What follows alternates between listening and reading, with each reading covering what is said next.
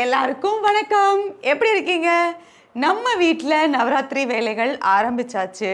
ஆமாங்க, நவராத்திரி வேலை ஆரம்பிச்சிருச்சுன்னு சொல்கிறத விட நான் இன்றைக்கி தான் வந்து என் சுவாமி ரூமில் ஐக்கியமாயிருக்கேன். கொஞ்சம் அப்படியே ஒர்க்கு போயிட்டே இருந்தது.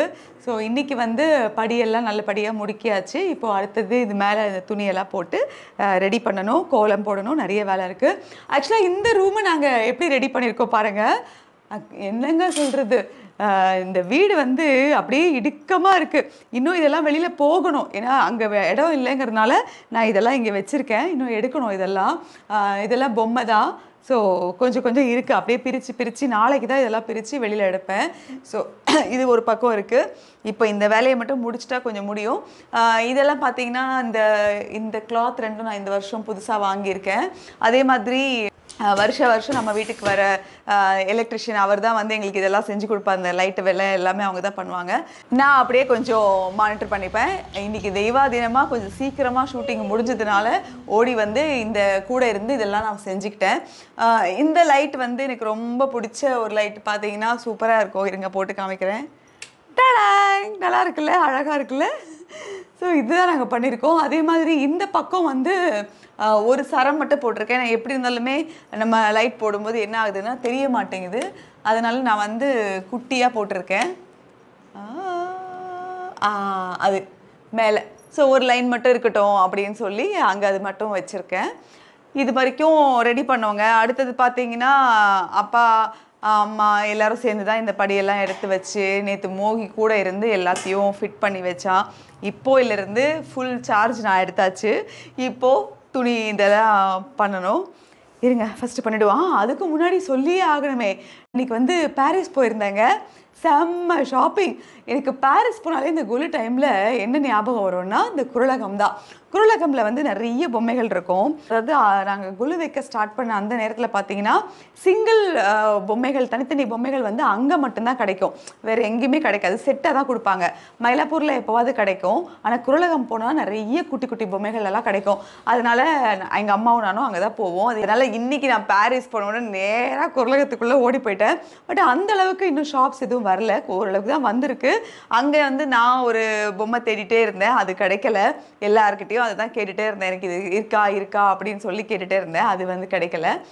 பட் எப்படியாவது வாங்கிடுவேன் அப்படின்னு நினைக்கிறேன். அந்த பொம்மையை ரொம்ப ஆசையோடு காத்துட்ருக்கேன். அப்புறம் அதுக்கப்புறம் பார்த்தீங்கன்னா இன்றைக்கே வந்து வரவங்களுக்கு வெத்தலை பாக்கு வச்சு கொடுக்கறதுக்கு கிஃப்ட்டு வாங்கணும். அப்புறம் மஞ்சள் குங்குமம் அது உள்ள நான் வந்து கொஞ்சம் நிறைய வைப்பேங்க திங்ஸ் எல்லாம். அது எனக்கு ரொம்ப பிடிக்கும். குட்டி குட்டியாக நிறைய அது வந்து வரவங்களுக்கு ரொம்ப இன்ட்ரெஸ்டிங்காக இருக்கும். என்ன வச்சுருக்கேன் இந்த வருஷம் அப்படின்னு கேட்பாங்க. அதனால் பார்த்து கொஞ்சம் ஒயிட் கலரில் ஒரு பிளேட் வாங்கினேன். அப்புறம் வந்து சின்ன சின்ன பாக்ஸஸ் வாங்கினேன், அது அழகாக இருக்கணும். அப்புறம் மஞ்சள் குங்குமம்லேயே தட்டில் வர தாலிக்கயிறு மஞ்சள் குங்குமம், அப்புறம் வளையல்கள் வாங்கினேன். நான் சுமங்கலி வளையல் தான் நிறைய கடைகளில் போய் தேடிட்டே இருந்தேன். அது எனக்கு ரொம்ப பிடிக்கும். அது அங்கங்கே போய் தேடி பார்த்து அதுவும் வாங்கிட்டேன். ப்ளவுஸ் பீட்ஸ் எல்லாம் வாங்கினேன். அப்புறம் சாரீஸ் கொஞ்சம் வாங்கினேன். எங்கள் சித்தியெல்லாம் வருவாங்க, அவங்களுக்கெல்லாம் வந்து சாரீஸ் வச்சு கொடுக்கலாம் அப்படின்னு சொல்லிட்டு அதுக்காக கொஞ்சம் சாரீஸ் வாங்கினேன். அதுக்கப்புறம் மறுபடியும் அதுக்கு பக்கத்து ஸ்ட்ரீட்டில் வந்துட்டு இந்த ஸ்டேஷ்னரி ஐட்டம்ஸ் எல்லாம் கிடைக்கும். விஜயதசமிக்கு எப்போவுமே நம்ம வீட்டுக்கு வர குழந்தைகளுக்கு வந்து நான் notebook and pencil, pen, அப்புறம் வந்து ஸ்கெட்ச் பென் அந்த மாதிரி எல்லாமே கொடுப்பேன். அதுக்காக போயிட்டு அங்கே அதெல்லாம் வாங்கினோம். அதுக்கு அடுத்தது வந்து நான் என்ன தான் இவ்வளோ வாங்கினாலும் எங்கள் அம்மா கேட்குற ஒரே கேள்வி தெரியுமா, சில்வர் தட்டு வாங்கலையா வச்சு கொடுக்கறதுக்கு அப்படின்னு கேட்பாங்க. அதுக்கு வந்து ஸ்டீல் தட்டு இல்லை ஒரு பவுல் மாதிரி பாக்ஸ் இந்த மாதிரி ஒவ்வொரு வருஷமும் கொஞ்சம் கொஞ்சம் வேறு மாதிரி வாங்குவேன். இந்த வருஷம் கொஞ்சம் பெரிய பிளேட்டாகவே கிடச்சிது. ஸோ எல்லாம் வாங்கி முடித்து வீட்டுக்கு வந்தாச்சு. இப்போ வந்து என்னோடய வேலை என்னென்னா இந்த படிக்கு துணி போட்டு முடிக்கணும். அது எப்படி பண்ணுறேன்னு நீங்களே பாருங்கள். பண்ணி முடிச்சதுக்கப்புறம் காமிக்கிறேன்.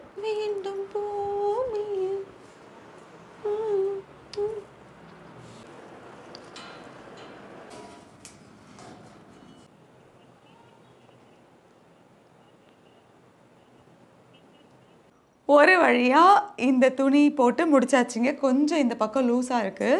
ஸோ அதெல்லாம் நான் வந்து இனிமேல் ஃபைனல் பண்ணுவேன். அப்புறம் இந்த 2 சைடும் பார்த்தீங்கன்னா இதுக்காகவே கட் பண்ணி வேஷ்டியெல்லாம் வச்சுருக்கேன். அதை வச்சு இந்த 2 பக்கமும் க்ளோஸ் பண்ணிவிடுவேன். அப்போ தான் வந்து அழகாக இருக்கும்.